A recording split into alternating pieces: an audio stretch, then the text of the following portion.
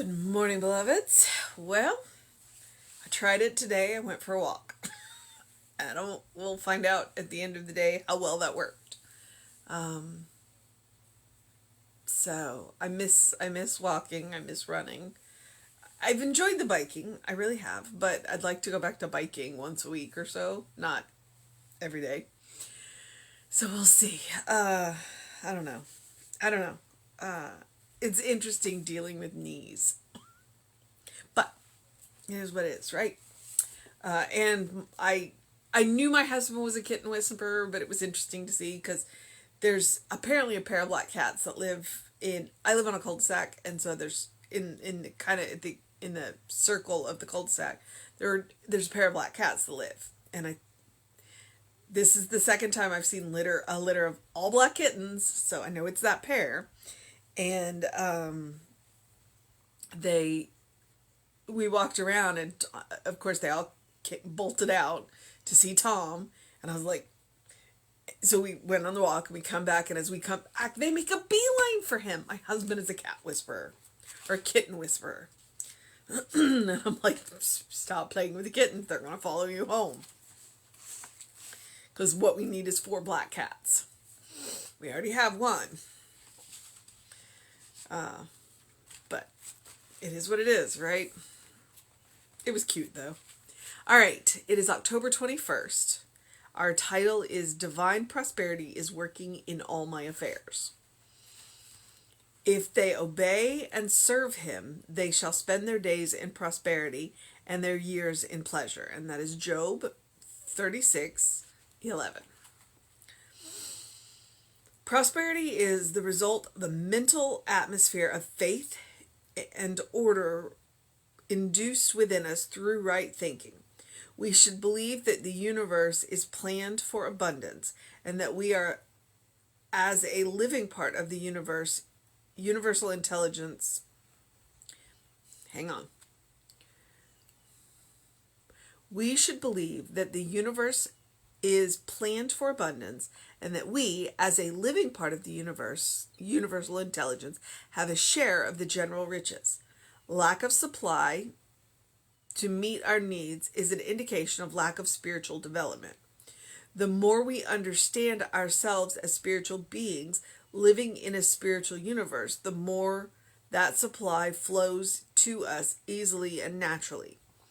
The disciplined mind can demonstrate prosperity, for it has provided the orderly channels necessary for it.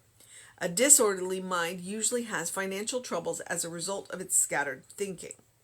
We know that man's mind is God's mind in action, and we know that the divine mind is always orderly in its processes.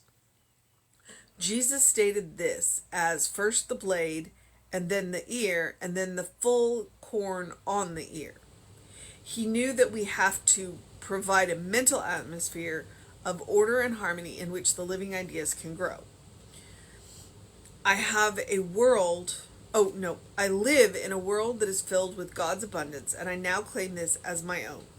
The riches of the universe are open to me, and I partake of them in wisdom and joy. All my affairs are under the law of prosperity. Increased good flows to me from all directions and through all people.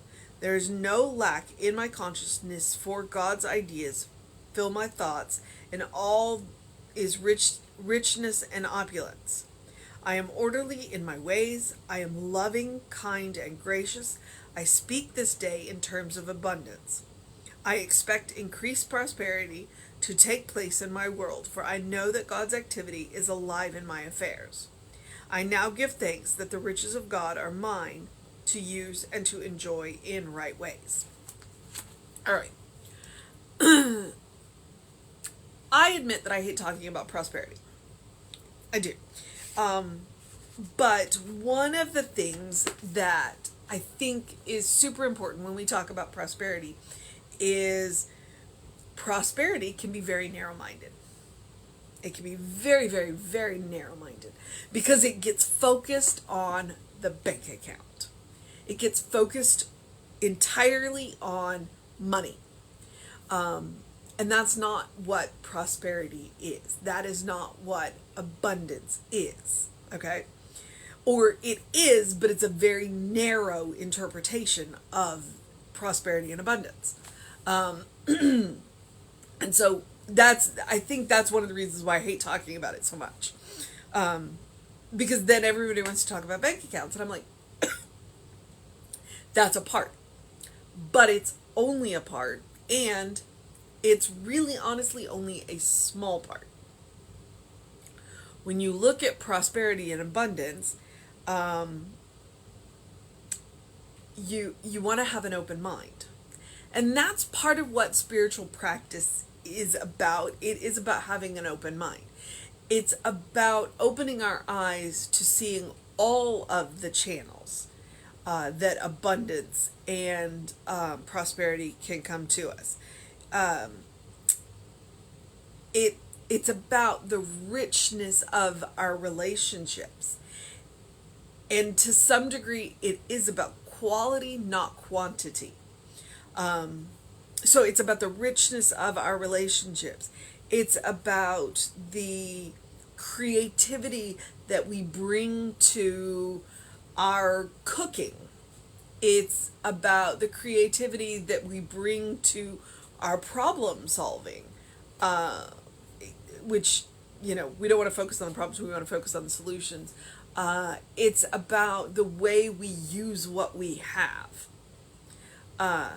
So it's not just about money. Now, do not get me wrong, Science of Mind is fully invested in social justice, and there's a lot that needs to be done with money about, living wages and equitable distribution of wealth and all of that. So I'm not discounting that. But what I'm saying is that with abundance and prosperity, we get a little too narrow-minded. And so we want to look out, and we want to look at the depth and richness of our relationships, and we want to look at the depth and richness of our creativity in things, cooking and whatever you do in your house, and just in the things that you do. I have multiple different kinds of exercises. You know what? Forget that. I can give you an excellent example of abundance that has nothing to do with money. So I have a personal trainer, and I've been with him for over 3 years now. And when COVID closed the gyms, he immediately was able to pivot to Zoom, which meant he had to get really creative with the workouts, because he had to work out with what I had in my house, which is nothing. I had a couple of 5-pound weights and some stretchy bands, and that's it. And then once we kind of got an idea of what was going on, he opened up a gym in his garage.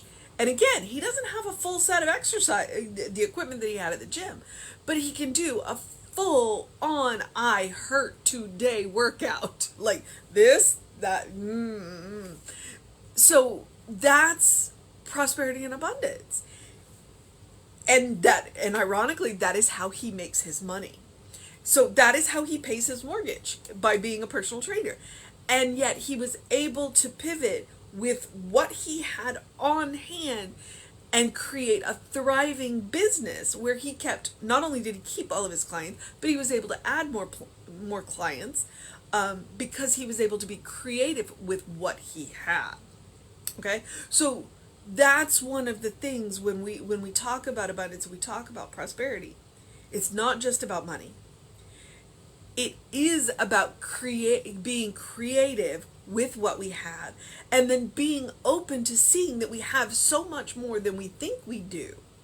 Okay? And he also took donations, but when he did this, he started to take, people were like, well, I don't need this anymore. Let me give this to you. And there were a couple of things in my house that I don't use in my house. So he created these channels of abundance that had nothing to do with money. So that's what I'm talking about with prosperity. We can get a little narrow-minded.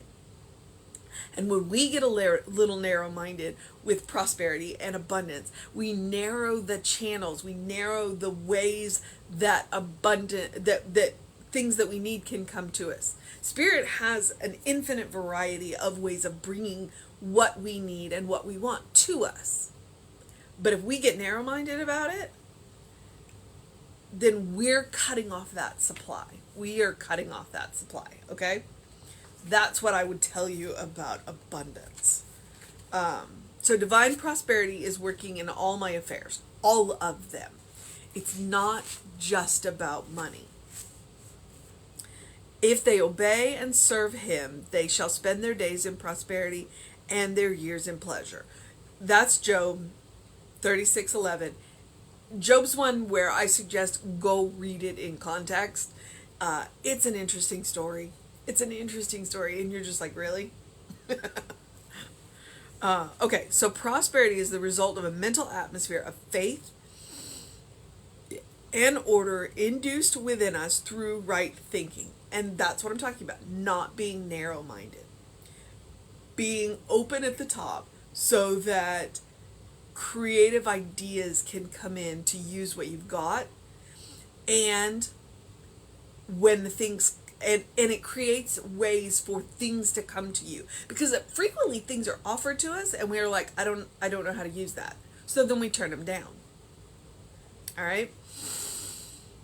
We should believe that the universe is planned for abundance. And Ernest will use the example of look at nature. I mean, it even says it in the Bible where he says, look at the lilies of the field, are they not arrayed better than Solomon? The world is planned for abundance. There is enough. We just need to be more creative about how we use it. Okay, and so we should believe that the universe is planned for abundance, and that we, as a living part of the universal intelligence, have a share in the general riches, because we do. We do. God wants us to be happy. Ernest has said this multiple times over the last 2 years of me doing this. The more we understand ourselves as spiritual beings living in a spiritual universe, the more the supply flows to us easily and naturally. And that's what I'm talking about. Being open-minded, being able to see something that we would have dismissed as there's nothing I can do with that, to wait a minute, being creative, seeing those other channels of supply that are constantly around us, but because we don't recognize them as prosperity, because we are thinking almost solely in terms of money, we don't recognize that as a line of prosperity.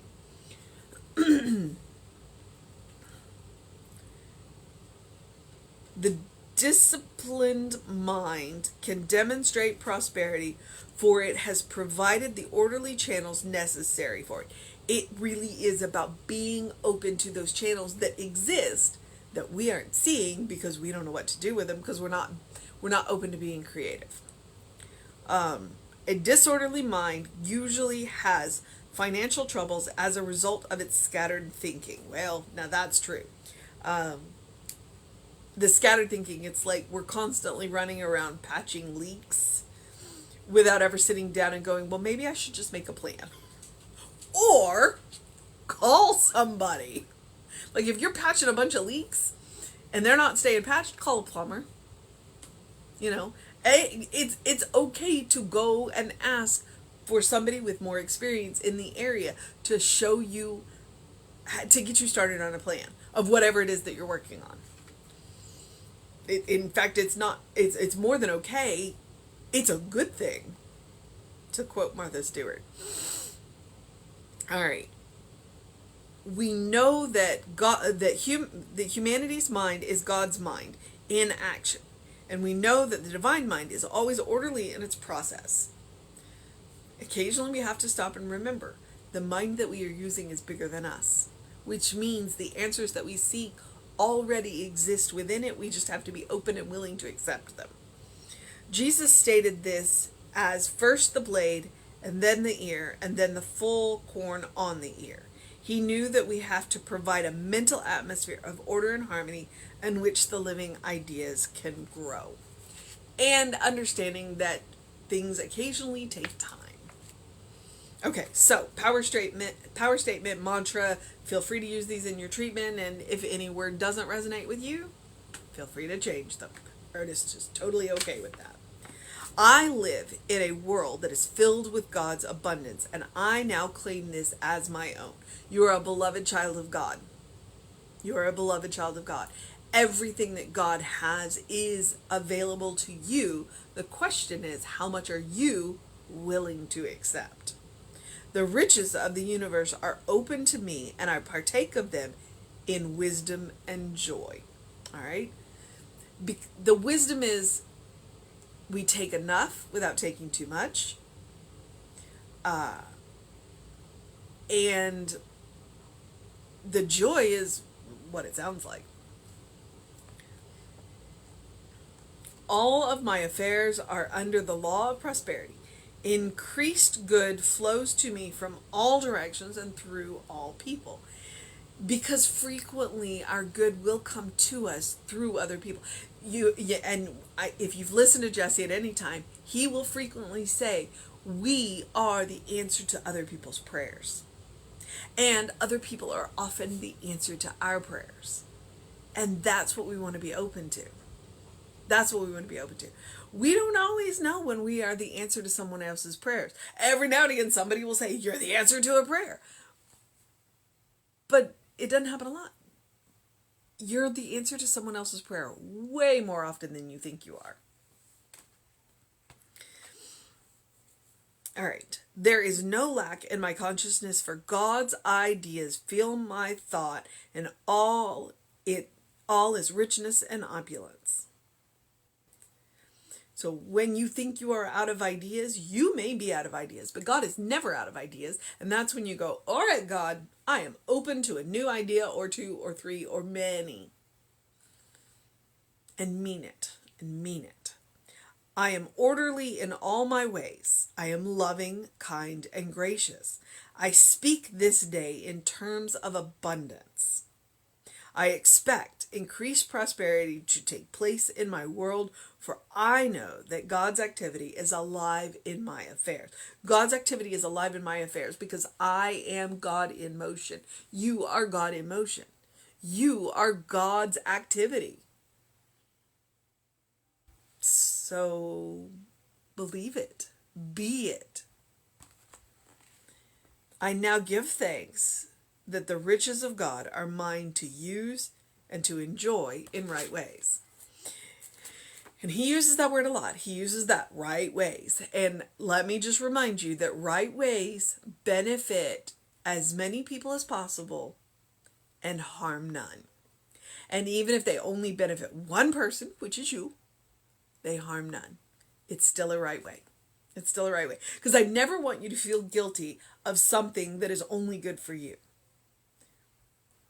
Because as long as it's not hurting anybody, then it's a right way. The more people that benefit, great, that's wonderful. The key is for a right way to harm none. To harm none. All right, so the mission today, should we choose to accept it?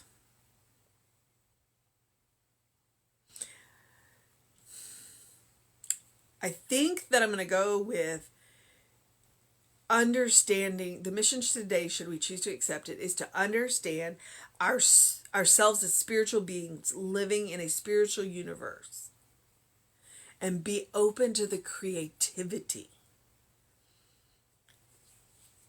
Because we talk about making the most of what we have.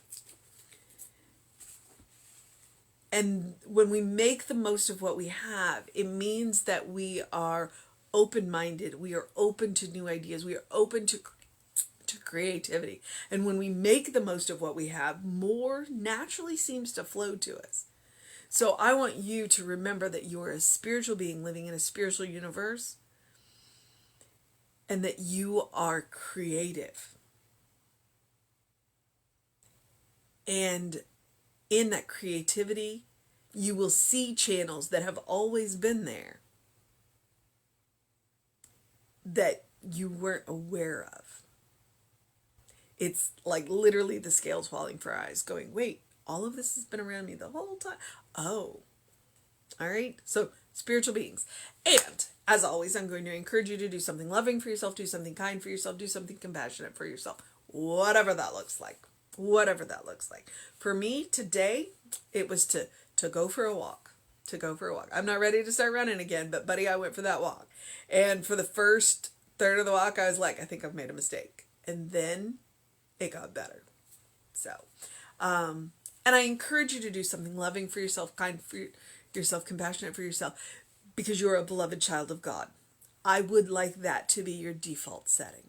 Whatever else happens around you, you know that you can respond lovingly, kindly, and compassionately to yourself. And if you can do it for yourself, then you will have plenty left over when others need a little extra. All right? I know it's been stressful, but that's a practice, and it is a spiritual practice, and it is super important. It is super important. God loves you. I love you.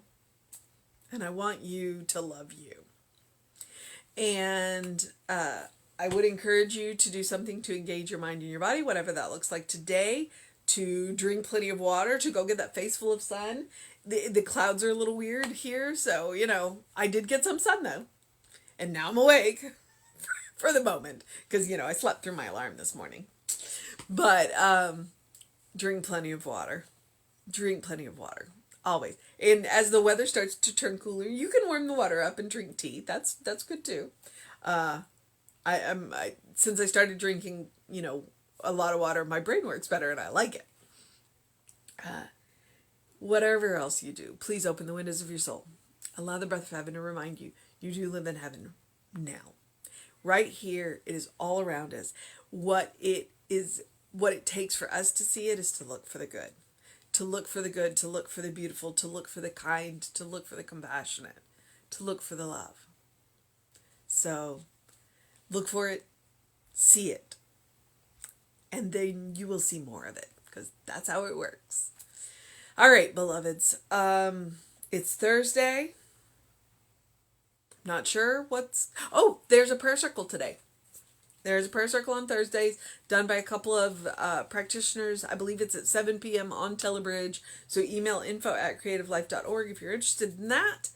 And then otherwise, you can check us out on social media, because there's almost always interesting things going on. Check out the YouTube channel. There's a lot of content on the YouTube channel. The Creative Life Spiritual Center YouTube channel. You can also check out the Running Rev Ryan YouTube channel, because that's where all of these are archived. So you can see what I've been up to for the last year and a half.